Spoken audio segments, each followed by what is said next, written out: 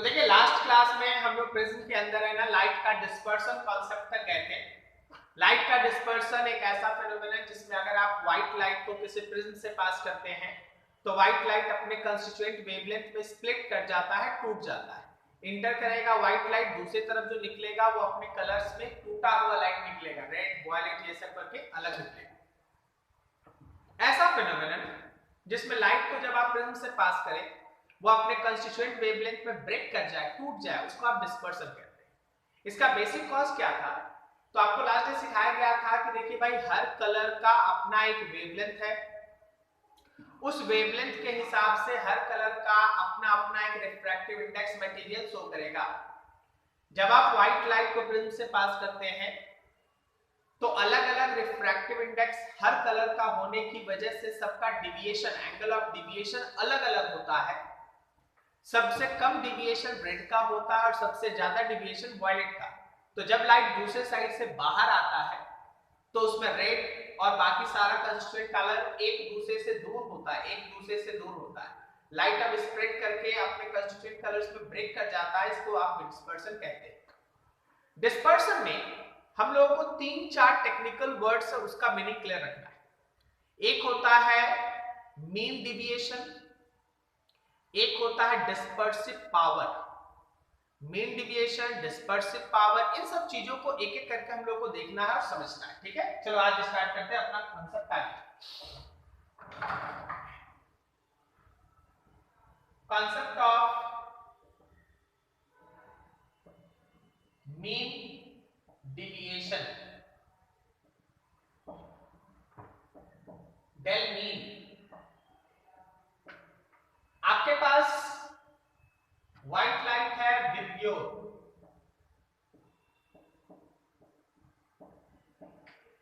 बोलो इन 7 कलर्स में कौन ऐसा कलर है जो मीन की तरह बिहेव करेगा? बोलो बोलो, याद रखना येलो इज मीन कलर। देखिए हम जो आपसे पूछ रहे थे, बहुत कोई इसको मिसरीड कर देता है, इसको लगता है कि ग्रीन बीच में है। ग्रीन के बीच में रहने से मीन कलर नहीं होता, मीन कलर होता है रेड का जो वेवलेंथ है और वायलेट का जो वेवलेंथ है, दोनों के वेवलेंथ का मीन वो एक्चुअली येलो कलर के लिए आता है। Yellow is mean colour due to mean wavelength. Mean wavelength होने की वजह से येलो कलर को आप मीन कलर लेते हैं, yellow is the mean colour. अब सोचो any deviation of yellow colour, ये येलो कलर जो भी डिविएशन शो करेगा, any deviation of yellow colour is mean deviation, उसको आप मीन डिविएशन कहते हैं। तो ऐसा सोचिए कि अगर आपको मीन डिविएशन लिखना है तो आप डिविएशन येलो कलर का लिखिए, मतलब आप रिफ्रैक्टिव इंडेक्स येलो कलर का लीजिए -1 into a।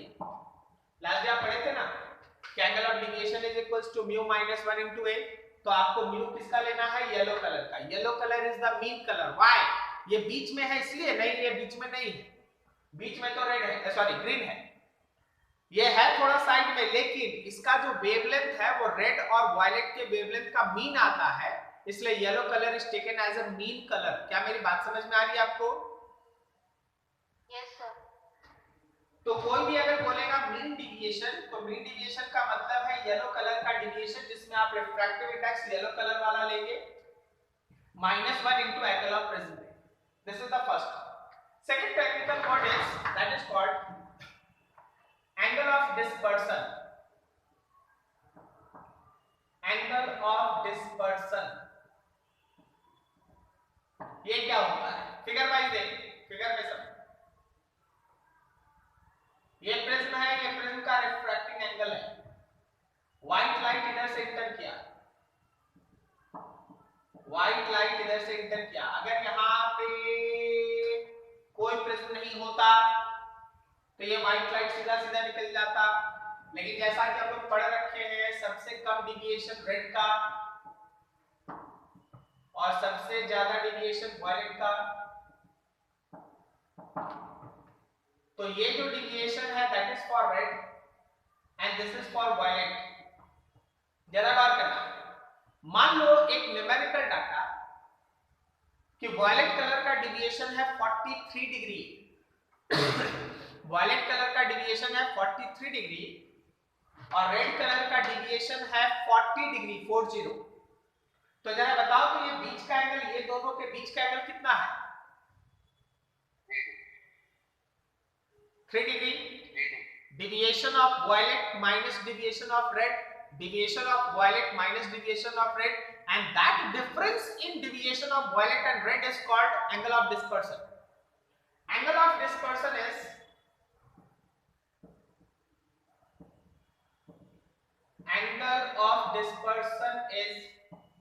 deviation of violet minus deviation of red. Violet colour के डिविएशन में रेड कलर के डिविएशन को आप माइनस करेंगे तो आपको जो बीच का डिफरेंस मिलेगा that is angle of dispersion. आप इसको रिफ्रैक्टिव इंडेक्स के टर्म में ऐसे लिख सकते हैं, violet minus 1 into A minus mu of red minus 1 into A. इन दोनों को थोड़ा सॉल्व कर लिया, mu violet into A minus mu red into A plus A, दोनों ए कैंसिल, तो आपके पास मिला refractive index of violet minus refractive index of red, ये बाहर। This is called angle of dispersion. तो दो टेक्निकल वर्ड्स आपके पास है जो आप डिस्पर्सन कॉन्सेप्ट में बराबर सुनते रहेंगे। एक होता है mean deviation, this is for yellow colour, and second one is angle of dispersion. Angle of dispersion क्या होता है भाई? तो जो हमारा वॉयलेट का डिविएशन एंगल आएगा उसमें से रेड के डिविएशन एंगल को माइनस करेंगे तो उनके बीच का जो एंगल मिलेगा that is called angle of dispersion. यहां तक किसी को कोई दिक्कत? ठीक। Third term is dispersive power. Dispersive power represented by omega. Dispersive power is angle of dispersion per unit angle of mean deviation. Angle of dispersion per unit angle of mean deviation, इसी ratio को आप dispersive power कहते हैं। Dispersive power is angle of dispersion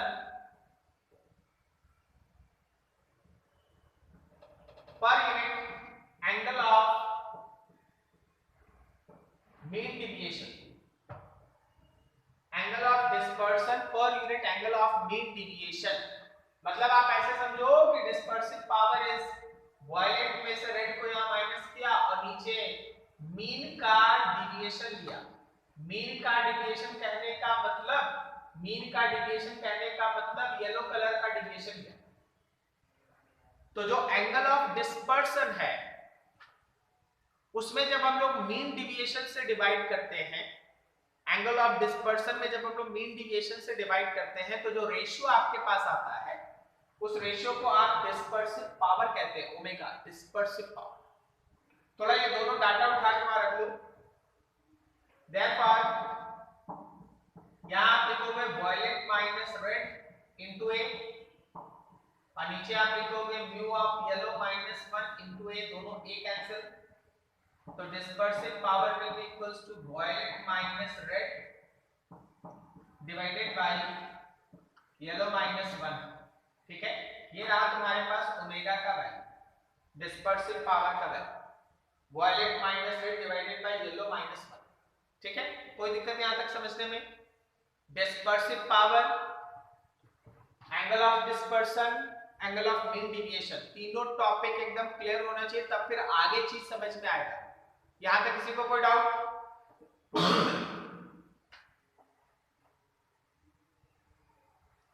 चलो note करो यहां तक, फिर आगे बढ़ते हैं। नोट करो।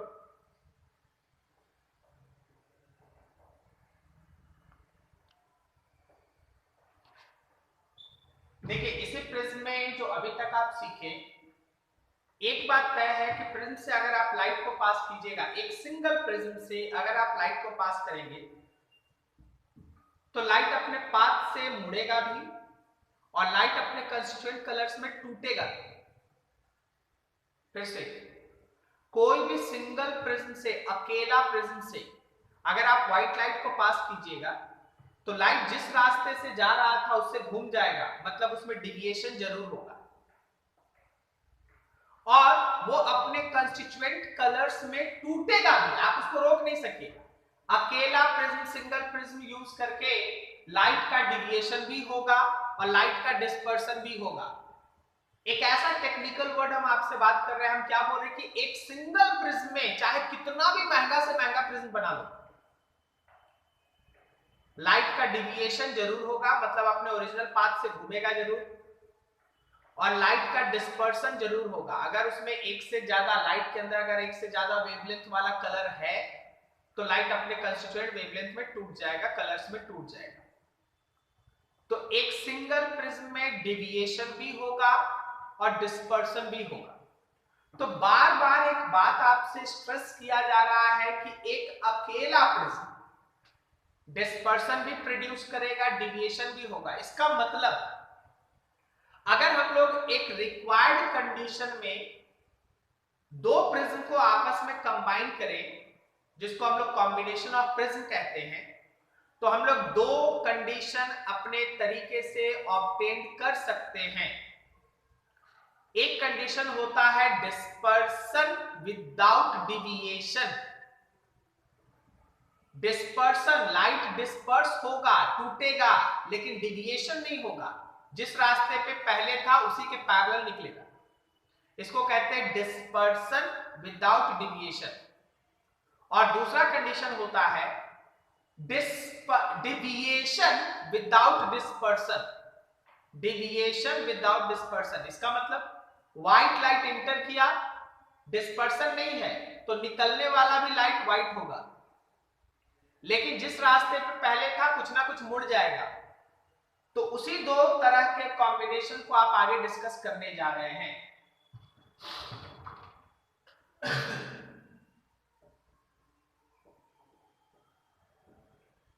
Combination of prism. सबसे पहला है डिविएशन विदाउट डिस्पर्सन। मेंटली तैयार हो जाओ, क्या तुमको इन वर्ड्स का मतलब समझ में आ रहा है? डिविएशन विदाउट डिस्पर्सन, बोलो डिविएशन जीरो होगा कि डिस्पर्सन जीरो होगा? Dispersion zero. डिस्पर्सन जीरो होगा, बिल्कुल सही। अब देखिए रे डायग्राम पे ध्यान से, ये आपके पास एक प्रिज्म है जिसका प्रिज्म एंगल है A1 और इसी के साथ उल्टा उल्टा एक दूसरा प्रिज्म है जिसका प्रिज्म एंगल है A2।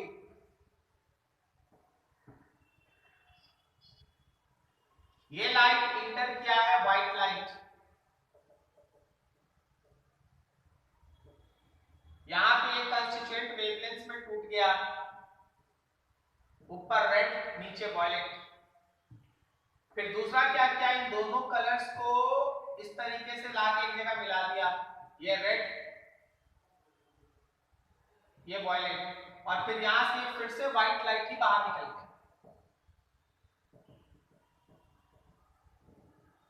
व्हाइट लाइट इंटर किया था व्हाइट, बाहर भी निकला व्हाइट, विदाउट डिस्पर्सन। डिस्पर्सन नहीं होना चाहिए था।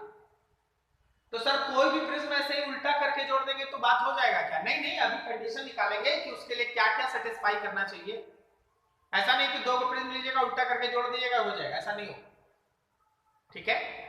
हाँ, अभी हम लोग कंडीशन निकालेंगे कैसा प्रिज्म होना चाहिए, क्या होना चाहिए उसका एंगल, कैसे उस एंगल को एडजस्ट करना है ताकि ये हो जाए, सब सीखेंगे।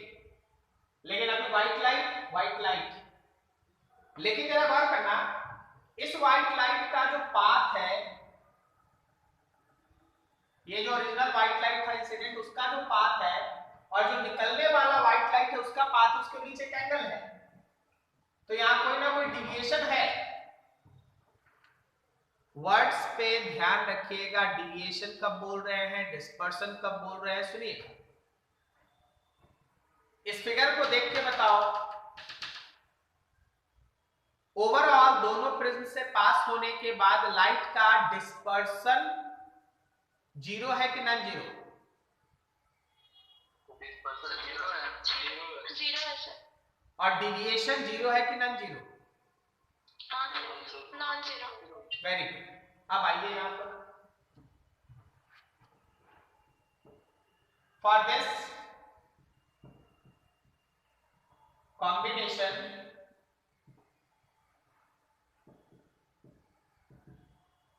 Net dispersion of light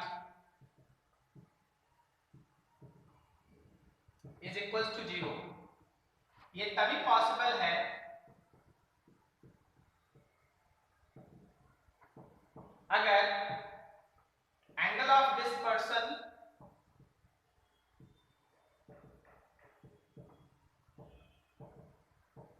of first prism will be counterbalanced by angle of dispersion of second। अगर हमारे फर्स्ट प्रिज्म से जो एंगल ऑफ डिस्पर्सन प्रोड्यूस हुआ, फर्स्ट प्रिज्म क्या किया, जो व्हाइट लाइट था उसको तोड़ दिया, तो दूसरा प्रिज्म क्या किया, ये जो व्हाइट लाइट टूटा हुआ था उसको जोड़ दिया। जितना डिस्पर्सन एंगल पहला वाला प्रोड्यूस किया था, दूसरा उसी को रिकंबाइन करते हैं। तो अगर हमारा एंगल ऑफ डिस्पर्सन पहले का और एंगल ऑफ डिस्पर्सन सेकंड का बराबर हो जाए, काउंटर तो हो ही रहा है, तुमको वहां फिगर में दिखना चाहिए कि स्प्लिट कर रहा है तो दूसरा मिला रहा है, तो याद रखना net dispersion of light becomes zero. Angle of dispersion क्या लिखें, refractive index of violet first minus refractive index of red first, angle of prism first will be equals to refractive index of violet second minus refractive index of red second into angle of prism second। तो जरा गौर करना, angle of prism first by angle of prism second should be refractive index of violet second minus refractive index of red second divided by refractive index of violet first minus refractive index of red first। कोई भी दो prism अगर आप इस तरीके से चुनते हैं, कोई भी दो प्रिज्म अगर आप इस तरीके से चुनते हैं कि उनका प्रिज्म एंगल इस रेशियो के बराबर आए, तो उसको अगर आप इस फेज में उल्टा करके जोड़िएगा तो डिस्पर्सन जीरो हो जाएगा, डिविएशन बच जाएगा। क्या मेरी बात समझ में आई? कोई भी दो प्रिज्म जिसका रिफ्रैक्टिंग एंगल इस रेशियो को सेटिस्फाई करेगा, आप जब डाटा पुट कीजिएगा तो ये रेशियो आएगा। अगर आप उन दोनों प्रिज्म को उल्टा करके जोड़ेंगे तो आपको डिस्पर्सन नहीं मिलेगा लेकिन डिविएशन मिलेगा।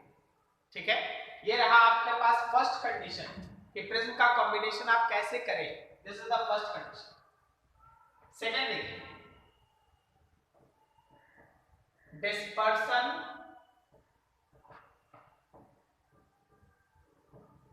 Without deviation. लाइट का डिस्पर्सन होगा, डिविएशन नहीं होगा। फिर से आप दो प्रिज्म ले भाई, एक सिंगल प्रिज्म में तो ये पॉसिबल है ही नहीं। इस प्रिज्म का प्रिज्म एंगल A1, इसका रिफ्रैक्टिंग एंगल A2। लाइट यहां एंटर किया, व्हाइट लाइट यहां स्प्लिट किया, ये रेड ये वायलेट, फिर यहां भी पहुंचा ये रेड ये वायलेट। अब देखो निकलते समय इस रास्ते रेड, ये रहा वायलेट। समझना, फिगर को ध्यान से देखना, समझना। पहला वाला लाइट को डिस्पर्स किया, फर्स्ट वाला लाइट को डिस्पर्स कर दिया, सेकेंड वाला लाइट को घुमाया, जितना angle of deviation mean deviation, mean जितना angle of mean deviation first वाला प्रिज्म हमारा क्लॉकवाइज डायरेक्शन में क्रिएट किया था, दूसरा उतना ही एंटी क्लॉकवाइज में क्रिएट कर दिया। इसलिए निकलने वाला लाइट इंसिडेंट लाइट के साथ पैरेलल है, निकलने वाला लाइट इंसिडेंट लाइट के साथ पैरेलल है। जब निकलने वाला लाइट इंसिडेंट लाइट के साथ पैरेलल है तो डिविएशन का नेट वैल्यू 0 आएगा,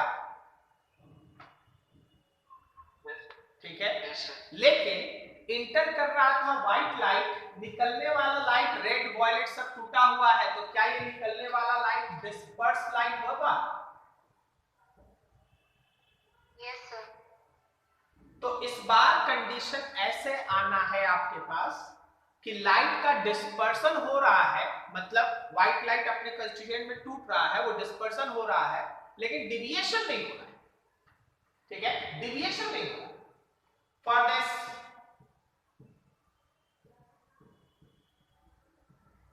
कॉम्बिनेशन, आप इस तरह के कॉम्बिनेशन पे बात करेंगे, net deviation is equals to 0, और ये तभी पॉसिबल है, ये तभी पॉसिबल है अगर मीन डिविएशन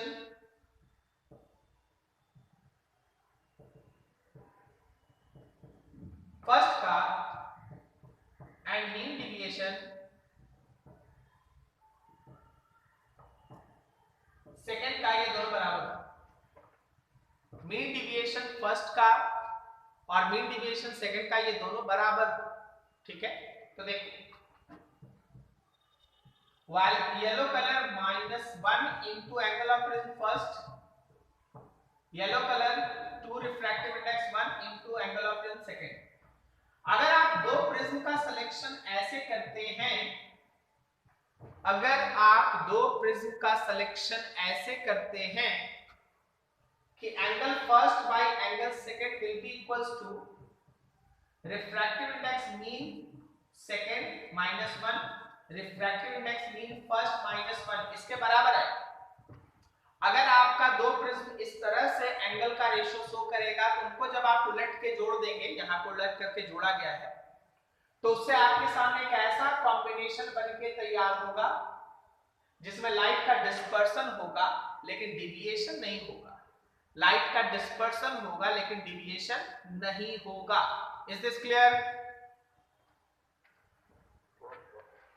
ये है आपके पास दो टॉपिक कॉम्बिनेशन ऑफ प्रिज्म, अच्छे से देख के आराम से नोट करो, कहीं भी डाउट हो फिर से बात करो।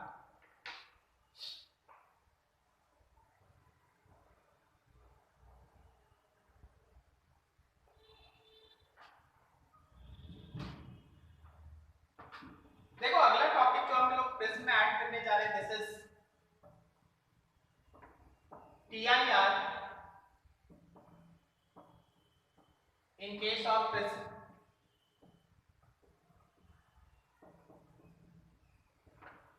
Total internal reflection in case of prism, ठीक है ना, प्रिज्म के केस में टोटल इंटरनल रिफ्लेक्शन समझिए। कंडीशन फॉर नो इमर्जेंस,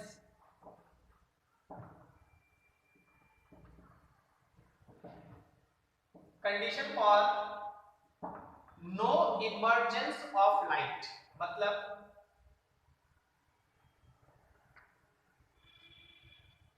आपके पास ये एक प्रिज्म है, आपके पास ये एक प्रिज्म है, इस प्रिज्म पे यहां लाइट गिरा,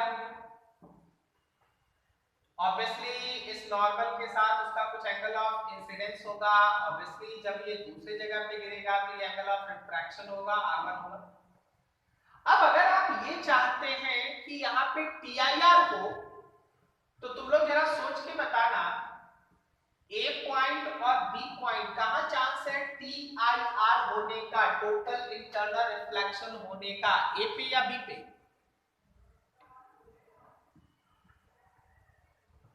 जहां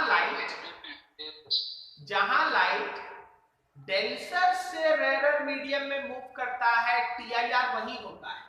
तो याद रखिएगा ये वो जगह है अंदर से बाहर जा रहा है, अंदर वाला बाहर वाला, अंदर वाला बाहर वाला, रिफ्रैक्टिव इंडेक्स में बाहर वाला जनरली रेयरर होता है, बाहर वाला जनरली रेयरर होता है और अंदर वाला होता है डेंसर। तो ये बी पॉइंट है जहां टीआईआर हो सकता है, बी पॉइंट। टीआईआर का कंडीशन क्या है कि ये जो आपका एंगल है वो एग्जैक्टली क्रिटिकल एंगल के बराबर हो, थीटा सी, तो वो इस सरफेस को पकड़ के ऐसे गेज करके बाहर आ जाएगा। क्या बोलते हो, सही है? अगर यहां गिरने वाला एंगल एग्जैक्ट क्रिटिकल एंगल के बराबर है तो ये इस सरफेस को पकड़ के बाहर आएगा, तब ना एंगल ऑफ रिफ्रैक्शन आप 90 बोलोगे। ठीक है? Yes sir. For TIR at B point, B point पे अगर आप TIR देखना चाहते हो तो sin I by sin R is equals to, वैसे तो थ्योरी क्या कहता है, हमको यहाँ म्यू2 और म्यू1 थोड़ा सोच के लिखना पड़ेगा, जरा गौर करना सबको ही, थोड़ा कंफ्यूज मत हो जाना, थोड़ा गौर करना सबको ही ध्यान से। स्नेल्स लॉ तो ये कहता है sin i by sin r is equals to mu2 by mu1, लेकिन B पॉइंट पे क्या करोगे, एट B पॉइंट पे थोड़ा ध्यान रखना, क्या हम लिख सकते हैं sin theta c by sin 90 degree is equals to, B point पे बताओ तो सेकंड मीडियम कौन है, क्या ये वाला सेकंड मीडियम है? Yes sir, yes sir. तो ये mu1 ऊपर होगा और ये वाला फर्स्ट मीडियम है, mu2 नीचे होगा। बोलो बोलो, समझ में आया? Yes sir. चलो यहां से जब हम लोग सॉल्व करेंगे तो हम लोग थीटा सी का वैल्यू निकाल लेंगे, हम लोग यहां से सॉल्व करके थीटा सी निकाल लेंगे। We can find theta C critical angle. अब आप याद कीजिए, आप पढ़े थे angle of prism will be equals to r1 plus r2, याद आया आपको? हाँ yes sir, yes sir. Figure पे दौड़ाओ, r1 अपनी जगह पे है, r2 की जगह पे थीटा सी आ रहा है। हाँ यस सर।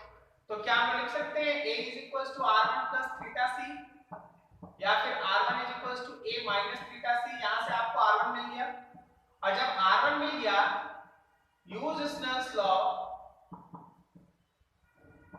एट a, अब आप लिखोगे sin i by sin r1 is equals to mu2 by mu1। देखो यहां पर एक पॉइंट पे देखो, sin i by sin r1 is equals to mu2 by mu1। Is this clear? Find i निकाल। तो ऐसे चलता है टीआईआर। जब आप प्रिज्म को यूज करते हैं तो हमेशा ध्यान रखिएगा, नो इमर्जेंस का कंडीशन में ये कंडीशन सेटिस्फाई होता है, सरफेस को पकड़ के चलना। ठीक है?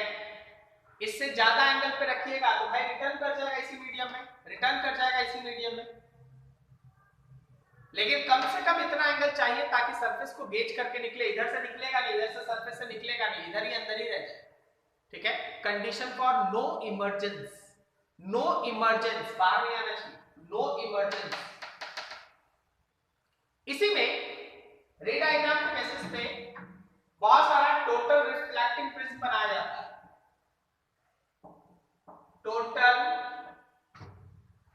Reflecting prism. मान लो जैसे हमारे पास ये एक राइट एंगल प्रिज्म है, यहां पे एक ऑब्जेक्ट है, ये एक ऑब्जेक्ट है, समझना, ए बी, ए से रे गया, देखो यहां पर, यहां पे तो ये नॉर्मल गिरा है तो डिविएशन होगा ही नहीं, सीधा सीधा चले। लेकिन जब यहां पहुंचा, अगर यहां गिरने वाला एंगल थीटा सी से बड़ा है तो क्या वो रिटर्न कर देगा इसमें? यस। उसी तरह ऊपर से आओ, बी से आओ, यहां भी अगर ये एंगल थीटा सी से बड़ा है तो क्या वो रिटर्न कर देगा इसे? तो जो ऑब्जेक्ट आपको ए बी ऐसे दिखाई दे रहा था उसका इमेज आपको इस तरह से 90 डिग्री घुमा हुआ मिलेगा। ए का इमेज ए डैश और बी का बी डैश। तो बहुत बार पूछा जाता है कि एक रे डायग्राम बना के दिखाइए जिसमें प्रिज्म के सहारे आप किसी ऑब्जेक्ट को 90 डिग्री घुमा दिए, ये रहा 90, आप 180 भी घुमा सकते हैं। देखिए एक छोटा सा डायग्राम बना देते हैं।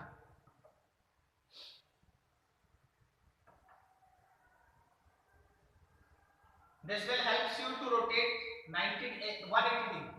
देखिए यहां गया, यहां गया, यहां गया, यहां गया, यहां। मतलब अगर AB ऐसे है ऑब्जेक्ट, AB ऐसे है ऑब्जेक्ट, तो उसका इमेज एकदम उल्टा बनेगा, A dash B dash. This will helps you to rotate by 180 and this will helps you to rotate by 90 and this is the condition, critical angle से बड़ा होना चाहिए यहाँ का एंगल या एटलीस्ट बराबर। नोट करो इसको अच्छे से।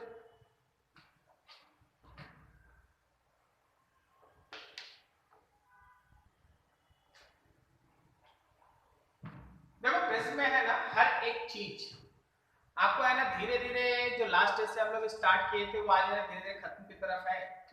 लास्ट डे आपको बताया गया कि कैसे प्रिज्म है ना उसके मटेरियल का रिफ्रैक्टिव इंडेक्स मेजर करने के लिए आप प्रिज्म इक्वेशन डिराइव किए, sin a plus del minimum by 2 divided by sin a by 2 is equals to mu 2 by mu 1। फिर इसको है ना एयर अगर सराउंडिंग में रहा तो कैसे कन्वर्ट करेंगे, उस पे इक्वेशन लाया गया। सराउंडिंग यहाँ mu 1 का रिफ्रैक्टिव इंडेक्स था और मटेरियल जिससे प्रिज्म बना था वो mu 2 था रिफ्रैक्टिव इंडेक्स। फिर आपको ये सिखाया गया कि मिनिमम डिविएशन के केस में अगर एंगल्स काफी छोटा हो, प्रिज्म अगर थिन हो, थिन काफी पतला, ए काफी छोटा हो, तो वो angle of minimum deviation equation में बदला गया, del minimum is equals to mu minus 1 into A. वहां से फिर आप डिस्पर्सन की तरफ गए, डिस्पर्सन में 2-3 टर्म आप पढ़े, डिस्पर्सन डिस्कस करने के बाद फिर आप प्रिज्म के कॉम्बिनेशन में गए, दो ऐसा कॉम्बिनेशन पढ़े जिसमें एक जगह प्रिज्म का डेविएशन था डिस्पर्सन 0 था, और एक जगह डिस्पर्सन था डेविएशन 0 था। और फिर आप अभी पिछला टॉपिक देंगे that is called TIR, total internal reflection in case of prism, जिसको हम लोग नो इमर्जेंस का भी केस कहते हैं। कभी कभी ऐसा होता है कि प्रिज्म का एक फेस पॉलिश कर दिया जाए,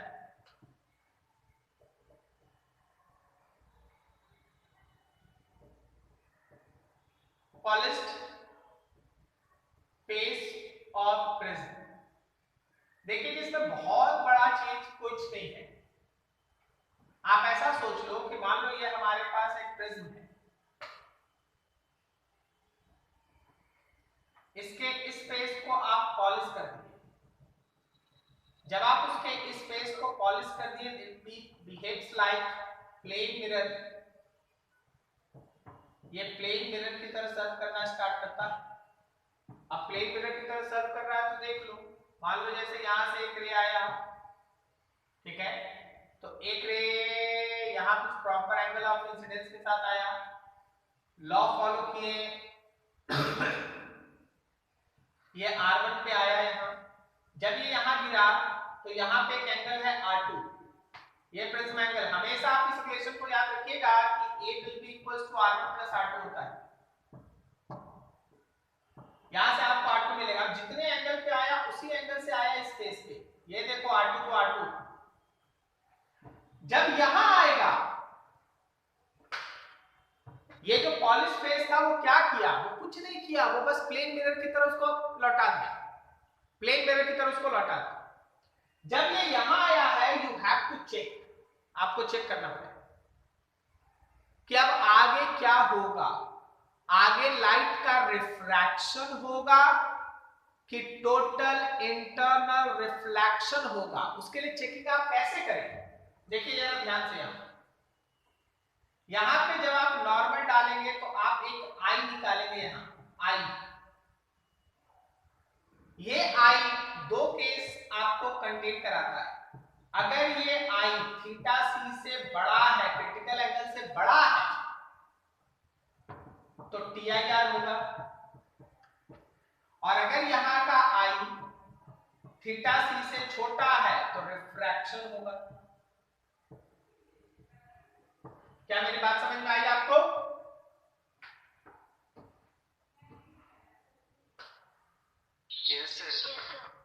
ये I और R1 में रिलेशन आप कैसे निकाल ले भाई? तो स्नेल्स लॉ लगा के। फिर R1 से R2 कैसे निकाल ले? इसको यूज करके। R2 से फिर यहाँ पे एक I आ जाएगा। ये जो I आएगा वो I का दो केस हो सकता है, या तो क्रिटिकल एंगल से बड़ा हो तो TIR होगा, लौट जाएगा वापस, और अगर वो क्रिटिकल एंगल से छोटा हो तो रिफ्रैक्शन होगा, बाहर निकल जाएगा। तो आप जब डाटा पुट कीजिएगा तो आप देखिएगा कि कोई ना कोई डाटा आ रहा है, उस हिसाब से आपको नए तरीके से न्यूमेरिकल को हैंडल करना पड़ेगा। इस पॉइंट पे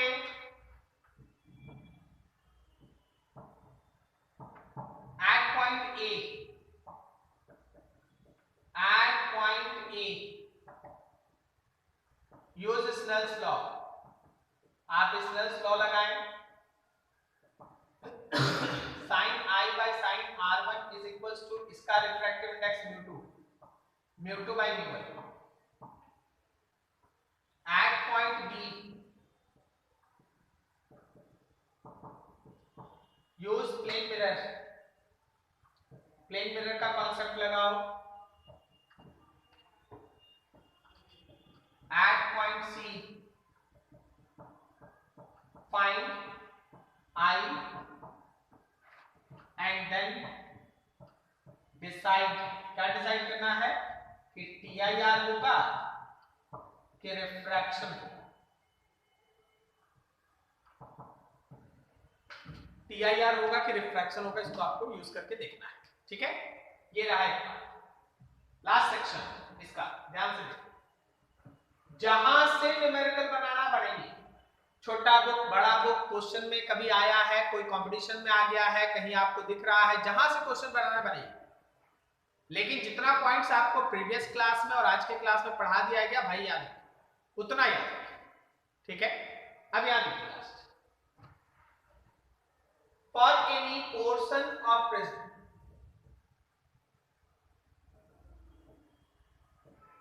आपके पास प्रिज्म का कोई एक पोर्शन है। देखो जैसे तुम्हारे पास क्वेश्चन हैंडल करने के समय ऐसा एक प्रिज्म दे दिया, बोलेंगे देखिए ये एंगल है 70 डिग्री, ये वाला एंगल है 80 डिग्री, ये वाला एंगल है 120 डिग्री और ये वाला एंगल है 110 डिग्री, समथिंग लाइक दैट। ज्यादा हो गया क्या? ये 100 डिग्री। ऐसे बोलेंगे देखो भाई इस पे एक लाइट गिरा है, यहाँ चारों तरफ एयर है, जिस मटेरियल से ये बना उसका रिफ्रैक्टिव इंडेक्स 3/2 है, ऐसे दे दिया, और बोला कि देखो ये एंगल ऑफ इंसिडेंस जो है वो लगभग 53 डिग्री है। अब बताओ आगे क्या होगा? लाइट दूसरे साइड निकलेगा नहीं निकलेगा, क्या होगा आपको बताना है। कैसे बनाओगे बताओ जरा, हाउ यू कैन प्रोसीड, कैसे बनाओगे?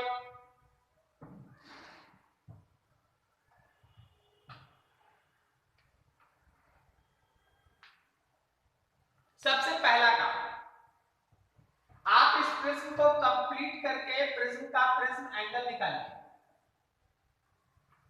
ये 70 है, ये 80 है, कितना हो गया 150, तो क्या ये 30 डिग्री है? प्रिज्म एंगल आ गया ए। अब आप यहां पे आए, यहां आए, यहां से रे पहुंचा होगा कहीं, at point A देखो नॉर्मल के साथ ये एंगल है R1, यूज करें sin I by sin R is equals to mu2 by mu1। mu2 मतलब ये प्रिज्म 3/2, mu1 मतलब एयर 1। sin 53 डिग्री का वैल्यू बोलो भाई, एक क्वेश्चन कर लेते हैं, खत्म करें इसको। बोलो sin 53 डिग्री का वैल्यू, जल्दी बोलो। 4/5, वेरी गुड, 4/5, और यहाँ है sin R1, ये है हम लोग का 3/2, तो sin R1 का वैल्यू कितना हो गया 8/15। ये sin R1 का वैल्यू है 8/15, करेक्ट, 8/15। अब यहाँ पे देखो, यहाँ जरा गौर करना, यहाँ पे एक एंगल है R2, R2 कितना होगा? हम लोग पढ़ रखे हैं A is equals to R1 plus R2, ये पढ़े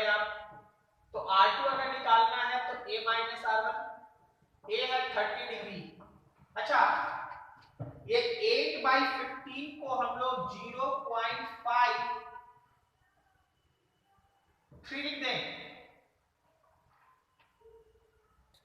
बोलो बोलो। 0.53 अप्रॉक्स। Yes sir. ठीक है, 0.53 अप्रॉक्स।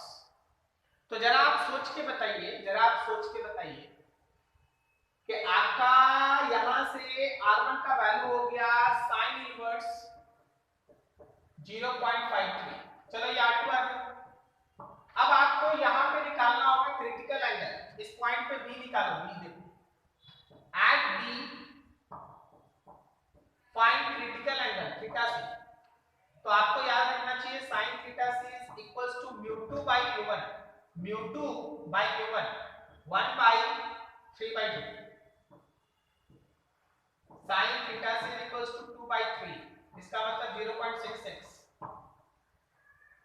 ठीक है, अब यहाँ पे देखो मेरा तो अपना डाटा है इसलिए ना वहां कोई एग्जैक्ट वैल्यू नहीं आ रहा। जब आपको बुक का डाटा मिलेगा एग्जाम में 30-45 इस तरह का डाटा है। अब आप यहाँ पे थीटा सी और इस R2 में कंपैरिजन करें, थीटा सी और इस R2 में कंपैरिजन करें।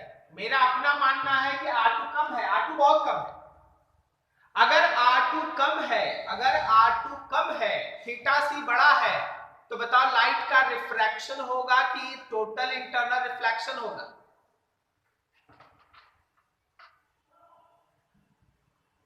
क्या पूछे? हम ये पूछे कि R2 कम है, थीटा सी बड़ा है, यहां का क्रिटिकल एंगल बड़ा है, R2 कम है, मतलब क्रिटिकल एंगल से अभी का जो एंगल है वो कम है। तो बताओ लाइट का रिफ्रैक्शन होगा कि टोटल इंटरनल रिफ्लेक्शन होगा? तो टोटल रिफ्रैक्शन होगा। देखो अगर एंगल गिरने वाला एंगल क्रिटिकल एंगल से बड़ा होता है तब में TIR होता है, बिकॉज R2 जो है वो हमारे थीटा सी से छोटा है। So refraction of light takes place, light का रिफ्रैक्शन, ठीक है, refraction of light takes place, light का रिफ्रैक्शन होगा। तो ये था पूरा का पूरा कॉन्सेप्ट आपके प्रिज्म से। क्या ये लास्ट लाइन सबको समझ में आया? वहां का जो R2 है, R2 जो है वो R2 वो एक्चुअली क्रिटिकल एंगल से कम है।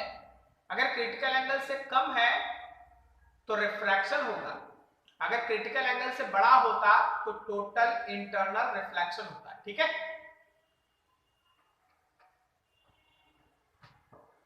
आवाज आ रही मेरी? Yes sir. नोट करो, इसको खत्म करो।